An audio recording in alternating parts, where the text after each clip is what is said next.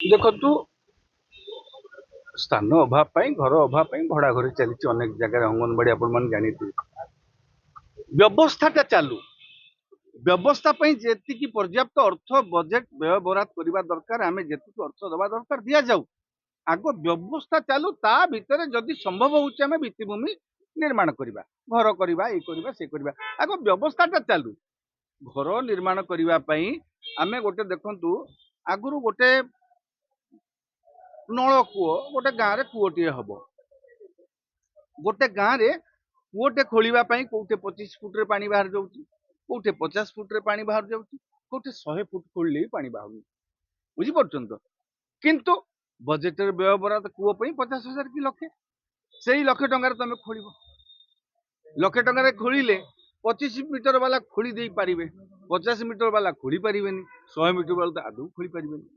ତେଣୁ ଏ ବ୍ୟବସ୍ଥାଗତ ତ୍ରୁଟି ସେଥିପାଇଁ କୁହାଯାଏ ଯୋଜନାଟା ତୃଣମୂଳ ସ୍ତରରୁ ତଳ ସ୍ତରରୁ ଉପରକୁ ଆସିବା ଦରକାର ଯେ ଏଇ ଜାଗାର area specific budget area specific allocation ହବା ଦରକାର। ସବୁ କଥା ଭାଷଣରେ କୁହାଯାଏ ସବୁ କଥା ଭାଷଣରେ କୁହାଯାଏ ହେଲେ ଲୋକଙ୍କର ସ୍ୱାର୍ଥକୁ ନେଇ ଆମେ ବଜେଟରେ 50 ଲକ୍ଷ ଘର ପାଇଁ ବ୍ୟୟ ବରାଦ କରିଦେଲୁ ହେଲେ 50 ଲକ୍ଷ ଘର ହବା ପାଇଁ ସେଇ ଟଙ୍କାଟା ପର୍ଯ୍ୟାପ୍ତ କି ନେଇ ଆମେ ଦେଖିଲୁ ନାହିଁ। କୋଉ ଅଞ୍ଚଳ ଆପଣ ଆପଣ ଦେଖିଥିବେ ବର୍ତ୍ତମାନ ବାଲି ଗୋଡି ଅବସ୍ଥା ଯାହା ରେଟ୍ ହେଲାଣି ଚୋରା କୋଉ ଗୋଟେ ସରକାରୀ କାମ ବି ପୂର୍ଣ୍ଣାଙ୍ଗ ହେଇପାରୁଛି କି ଠିକଣା ମାର୍ଗରେ ଠିକଣା କ୍ୱାଲିଟିରେ। ତେଣୁ ସରକାରୀ ଯୋଜନାରେ ଯୋଉ ସବୁ ସରକାର ନିଷ୍ପତ୍ତି ନଉଛନ୍ତି ଟିକେ ବ୍ରଡ ମାଇଣ୍ଡ ଓପନ ମାଇଣ୍ଡରେ ତୃଣମୂଳ ସ୍ତରର କଥାଟା ଏସି ରୁମ୍ ଭିତରେ ବସିକି ନିଷ୍ପତ୍ତି ନେଲେ ହବ ନାହିଁ। ଆପଣ ଏରିଆ ସ୍ପେସିଫିକ ଏଇଟା ଗୋଟେ ଟାଙ୍ଗି ଏରିଆ ଏଇ ଟାଙ୍ଗି ଏରିଆରେ କୋଉଟା ଖୋଳିବା ପାଇଁ ଏତିକି ବାଟ ଖୋଜିବାକୁ ପଡିବ ଏଇଟା କମ ଏଠି ଅଳ୍ପ ବାଟ ଖୋଳିଲେ ପାଣି ଆସିଯିବ। ବଜେଟଟା ମଧ୍ୟ ଏରିଆ ସ୍ପେସିଫିକ ଆଲୋକେସନଟା ଏରିଆ ସ୍ପେସିଫିକ ହବା ଦରକାର।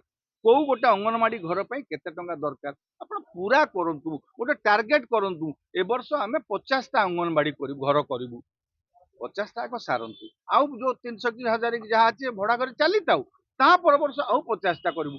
ଏମିତି ମାର୍କଣ୍ଡ ଭଣ୍ଡାରୀ ଖୁର ମାରିଲା ଭଳି ମୁଁ ସେଟା କହିବି ନାହିଁ ଯୋଉ କିଛି ବାରିକ ଅଛନ୍ତି ଖୁର ମାରି ଦେଇକି ଆକୁ ଟିକେ ଖୁର ତାକୁ ଟିକେ ଖୁର ତାକୁ ଟିକେ ଖୁର ମାରିକି ବସେଇ ଦେଇଥିବେ ସେମିତି କରନ୍ତୁ ନାହିଁ ଦୟାକରି।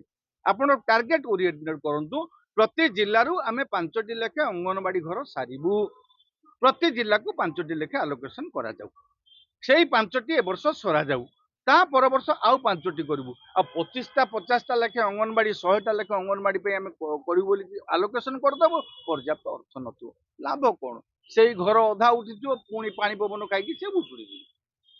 ତେଣୁ ସରକାର ଟିକେ ରେସନାଲ ଚିନ୍ତା କରନ୍ତୁ ନିଶ୍ଚିତ ଭାବରେ ସରକାରଙ୍କର ଯଦି ପ୍ରକୃତ ଗଠନମୂଳକ ମାନସିକତା ରହିବ ତେବେ ଫେଜ ୱାଇଜ କାମ ସବୁ କରନ୍ତୁ ପୂର୍ଣ୍ଣାଙ୍ଗ କାମ କରନ୍ତୁ ଏଇ ଯୋଉ ବାରିକ ଖୁର ମାରିଲା ଭଳି କାମ ନ କରନ୍ତୁ।